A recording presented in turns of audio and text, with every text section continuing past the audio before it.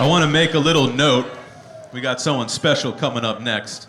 But I want to make a little note to everybody about Al Wow and Al Wow Creations. Al Wow, aka Al Crawford, created this throne, this Beat Street Bluetooth LED light up throne, just for tonight's induction. So can we get a big round of applause for the one and only Al Wow?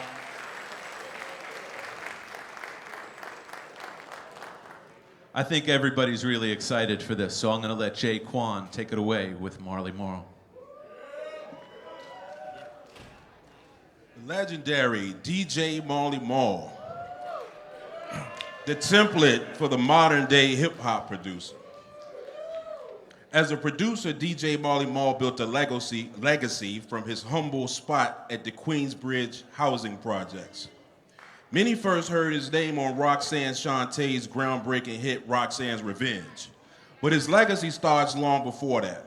Marley started as a DJ and a remixer in hip hop. His name can be seen on the credits of records on Nia, the Nia label by the Fantastic Aleems, records by Captain Rock, as an engineer and mixer. He was earning those credits while starting his radio career with the legendary Mr. Magic. Can we get a round of applause for the late Mr. Magic's Rap Attack at WBLS. In 1983, Marley Marl produced the answer to Run DMC's Game Changer Sucker MCs called Sucker DJs by Queensbridge MC Dimples D. Dimple name drops Marley several times in the record, and the a cappella version provided Marley with a valuable instrument that will play a major role in his future recordings. The legacy of Marley Marl is one of innovation in both his engineering, his on-air WBLS work, and his innovative sampling techniques that forever changed hip-hop production. Now, we're strapped for time, so I can't tell the whole story, but Fly Ty of Cold Chillin' Records told me about how Marley would go into the board at WBLS, open the board up, tweak the potentiometers or the pots, that control the EQ and the volume. So that's why WBLS sounded so good all over New York City. And that's why this man is known as the engineer all-star, because he was a scientist as well as a DJ and a producer. While producing a record for Captain Rock, AKA Ronnie Green of the Harlem World crew, rest in peace, Magic accidentally sampled a snare drum while trying to sample a horn riff. The beat was playing, and as he was truncating the snare, or trying to isolate the snare, he realized it sounded better than the snare in his song. This is very important because this accident will play a pivotal part in the development of Marley's signature sound, and he would now purposely isolate the kick, snare, and hi-hat and replay them in his own sequences. This is very important. This led to the incredible drum sounds in his early productions like Get Physical by Steady Beat. We're going way back. Juice Crew All-Stars, the Marley Scratch with MC Shan. What's up, MC Shan? And the legendary classic that really ushered in what we call the golden era, The Bridge.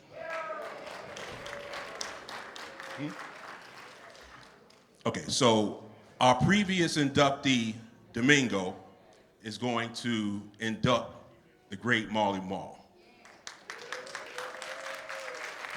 What's up, y'all? What's up? What's up? How you doing, Marley? So listen, an innovator is a person who introduces new methods, ideas, or products. An innovator is also considered an originator. Marley Marl is both an innovator and originator. I consider Marley Marl the greatest hip-hop producer of all time because he embodies both of those traits. A man who has given hip-hop some of its legendary artists and albums. And beside that, he also believed in me back in 1987, a 17-year-old Puerto Rican kid from East New York, Brooklyn, and I went on to create my own hip-hop legacy thanks to Marley Marl. Like myself and countless others, Marley Marl changed my life. And now it's my pleasure to induct the greatest hip-hop producer of all time, Marley Marl, into the International Hip-Hop Museum. All your other DJs are a bunch of jerks. Marley, give them an example how a DJ works. Marley.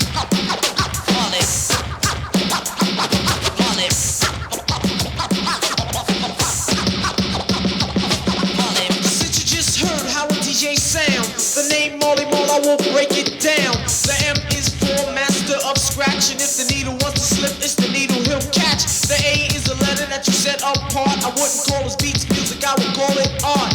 The art just stand for the way he rock, which is 24/7 around the clock. The L is for lyrics that I write. When put to his music sounds out of sight.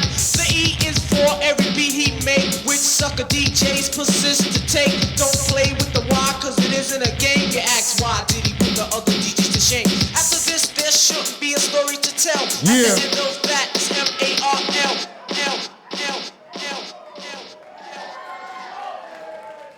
Make some noise up in here. First off, I gotta say, nobody gives me shit. That's real talk. Nobody really gives me shit, but we appreciate this today. I'm honored to be part of the National Hip Hop Museum.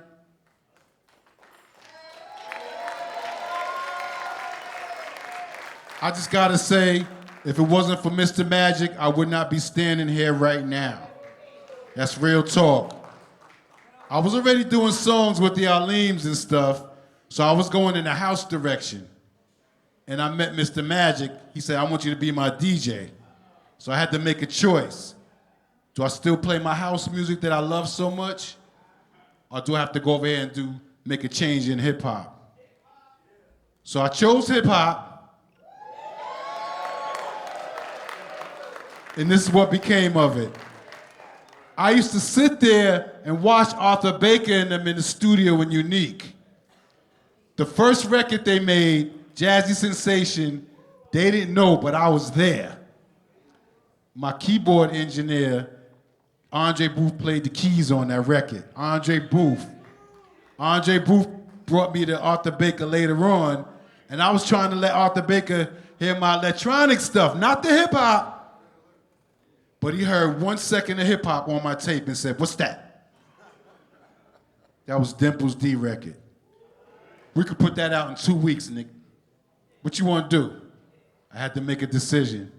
House, hip hop, house, hip hop, house, hip hop. So I'd like to just say thanks for inducting me. I appreciate the love, and I love you all back. Peace.